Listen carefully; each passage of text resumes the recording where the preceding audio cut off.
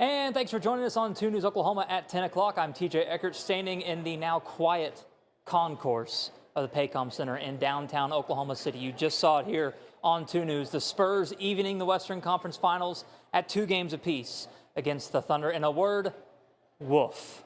Not a lot of fun tonight. Paycom Center was good. If you saw my video on social media, a lot of people were here. It was a good crowd, good turnout, but not a lot to cheer for in this one tonight. Here to break it all down, our sports guys, Caden and Dan, back in studio. Guys, hopefully you have more analysis than mine of woof. Woof, yeah, Accurate. no, woof. Accurate. And not the kind of woof that we're used to from the Thunder when players bark during the postgame, Yeah, after a happy postgame. Yeah, no, it was not that kind of barking. It was a different kind of woof. So these Western Conference Finals now a best-of-3, Dan, tied at 2 with Game 5 coming Tuesday in OKC. After we saw the Thunder throwing its very best punch in Game 3, the Spurs counter with their very best in Game 4. Yeah, it's just like what we saw 1 and 2. The road team comes out, gets the win, home team defends home court. So if you're the Thunder, not a horrible way to lose, but at the end of the day, 2 and 2, you got next 2 at home potentially, best 2 out of 3 at home. Yeah. Not horrible odds. I would say the more physical team, the aggressor, now 4-0 in this series so far. That was certainly San Antonio as we rolled the early highlights for you. Shai Gilgeous-Alexander having a tough time getting anywhere. The Spurs were all over him, Dan. More of what we saw early on, and really all of these games, they've had a game plan to keep SGA from getting to his spots. It worked again in this one. Isaiah Hartenstein scoring the first 8 for OKC, all on floaters. San Antonio, though, goes on a 16-0 run, led by Victor Wembanyama, 11 first-quarter points. They were hitting all kinds of shots, and you love to see Isaiah Hartenstein leading the team in scoring, but you don't want to see it. Yeah. SGA scores the next 6 for OKC after Hartenstein's flurry. 28-19 the score after 1. The Spurs shooting 43%, OKC just 36%.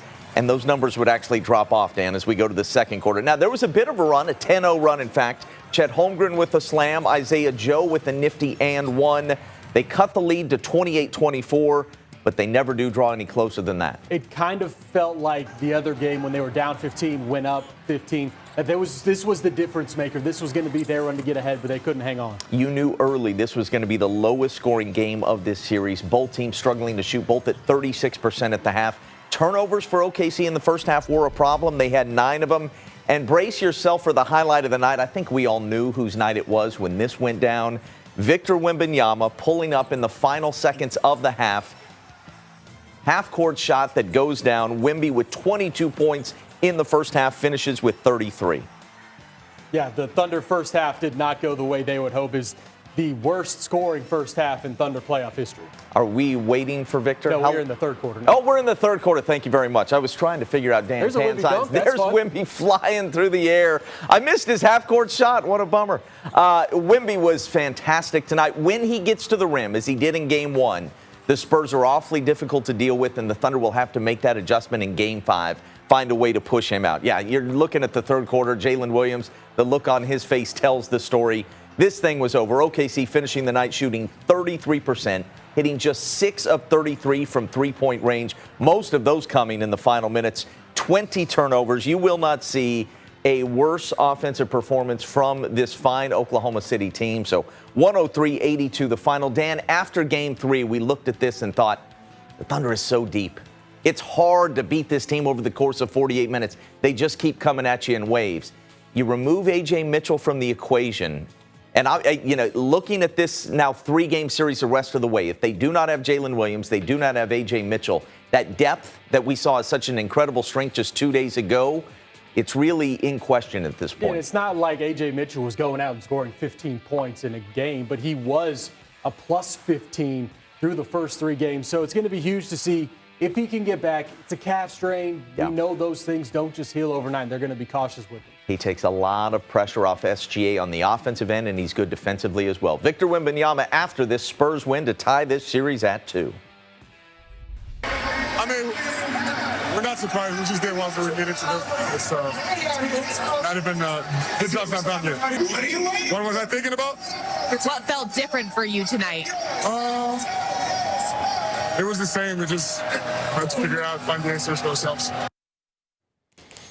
All right. So it's 2-2, and I honestly have no idea who I give the edge going. Certainly 2 nights ago, I thought the Thunder have won me over. This team is just too deep. The Spurs are just too young. And the way the Spurs responded in this one, if A.J. Mitchell and Jalen Williams do not come back for the Thunder, if they do come back, I would favor the Thunder. If they don't, buddy, it's going to be tough. That's the big thing, health, because we saw 2 Thunder players sit out while the 2 Spurs players we were looking for and questioning what their health was like, both of them played, and De'Aaron Fox and Dylan Harper played well. De'Aaron Fox, your leading rebounder for this Yeah, team. yeah. All right, TJ, maybe you should have gone to Comic-Con as we send it back to OKC.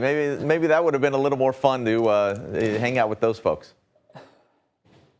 Mark Daigneault could have certainly used the guy with 2 swords yes, tonight. I think so. He could have covered Wemby, but they certainly could have tried. Yeah, no doubt about that. All right, hey, guys, thank you. Appreciate that.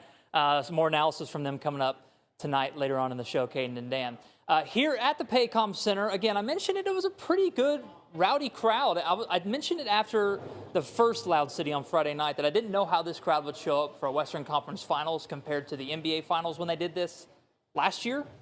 Pretty good tonight. Another good full bowl, I should say. But again, there wasn't a whole lot to cheer about. Thunder fans were trying to egg this team on from however far away San Antonio is, 8-9 hours away. Trying to. Couldn't get it over the hump. We did talk to a fan after the game. Some discouragement there, but maybe still some confidence too. Man, I feel like we could have done a lot better. I feel like the shots could have been, we could have taken better shots. Could have been a lot more, we could have done a lot better from three-point range, especially on them open threes. Overall, not our best performance, but we could have done better. Especially with the biased foul calls, like people getting thrown around, they not calling nothing, and then easy calls being called on them. I feel like the game could have all around been better. The biased foul calls. That's what we do. We blame the refs. Couldn't have been us. Got to blame the refs. At least that's what NBA Twitter does. That's what I've been seeing a lot on social media. So, you know, still some confidence. I talked to him a little bit afterwards, too, and he felt pretty good about the series when it comes back to OKC. So we'll see what happens there. Okay, watch party here. Not great in terms of, you know, disappointment. Let's see what it was like in Tulsa. Our Clifton Haskin there at the River Spirit Casino Gridiron. Clifton, how'd it go over there? Well, TJ, there's not too much, for these Thunders fans to cheer about after tonight, but I'm still here with some very excited and very spirited Thunders fans here, and now they're still pretty fired up here, but I'm joined along. Who am I joined alongside here? Jose. What emotions are you feeling after tonight? Man, it's not going to be easy. We got to get it out the mud. Shea got to lock in. Shea got to stop being scared of Wemby. And Jared got to keep dancing. Let's get this in Game 7. Come on, let's go. Yeah. OKC. What do you say to other Thunder fans out there watching? Just keep them going. Don't be scared. We got this. It's easy. Wemby ain't nothing. Come on. Yeah, all right. Well, you heard it here from these Thunder fans. Let's give it up. Let's give it up. In Tulsa, Clifton Haskin, 2 News Oklahoma.